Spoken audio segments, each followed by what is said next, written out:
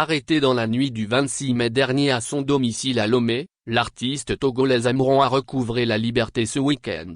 Son interpellation faisait suite à la publication, sur TikTok, de contenus critiques à l'égard du pouvoir en place. Selon son avocat, M Célestin Abogan, l'artiste a subi des actes de torture au Service central de recherche et d'investigation criminelle, SCRIC, peu après son arrestation. Au SCRIC, ils l'ont menotté dans des conditions déplorables et ils ont commencé par le bastonner. Il a été torturé, malmené, il a été bien secoué, avec des cicatrices partout. Quand ses agents le bastonnaient, ils lui ont demandé « Qu'est-ce que nous sommes en train de te faire ?» Mon client a répondu « Vous êtes en train de me redresser ». Ces tortionnaires ont répliqué en disant « Non, nous ne sommes pas en train de te redresser, nous sommes en train de te torturer ». Donc ce sont ces soldats eux-mêmes qui ont utilisé le mot torture. Et ils ont ajouté « Si Dieu t'aide et tu t'en sors un jour, tu peux aller faire tes livres pour dire que nous t'avons torturé, personne ne nous fera rien », a rapporté l'avocat dans une interview à Echo du Togo.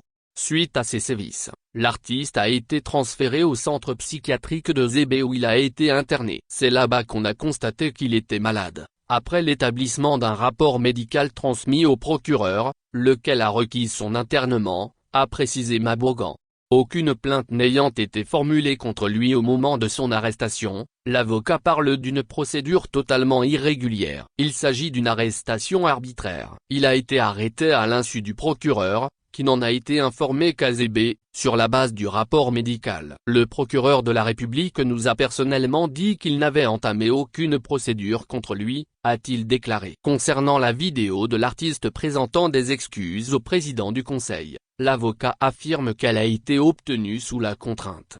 M Abogan, également président de la Ligue togolaise des droits de l'homme, et LTDH, promet de ne pas en rester là. Quand on viole la loi, on sait ce qu'il faut faire. Des gens ont torturé dans ce pays et ont été condamnés. Je discuterai avec mon client. Et il n'est pas le seul. Ceux arrêtés lors des manifestations du 6 juin ont également fait l'objet de tortures et de traitements dégradants. C'est un lourd dossier, et si on le laisse comme ça, cela n'honore pas notre pays. Je pense qu'il y aura une suite, a-t-il conclu. Actualité éditoriale feature pays politique société Togo.